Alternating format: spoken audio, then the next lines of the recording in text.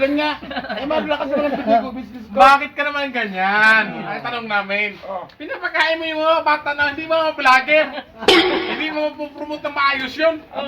Ito yung 120 followers. Ito 150. Ito, Magaling kang kupal ka. Huwag mo sigaw dahil... Ikaw.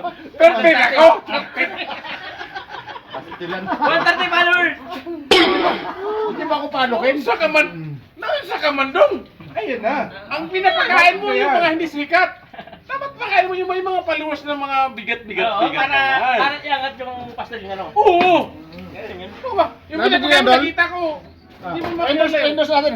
Hi guys, 13,000 followers. No. So, ano, 1,000 lang mo sa... Kahit di mo nasasama yan si Coke. 1,000 lang. 13,000 nga yung pinurumot niya eh. Minimum niya, 13,000, 10,000 nga yung pinurumot niya. Hindi naman hindi mapupunti sa kanya kasi alam niya, mahina talaga siya. Baka bumulong doon siya bigla. Mula ngayon titigil na ako. Maabot ang bilhin niya mo. Yung ganitong mga ano? Kuha? Maabot ang bilhin niya, no? Ibutin natin, no? Hindi ko na itakbo to. Wala ka na.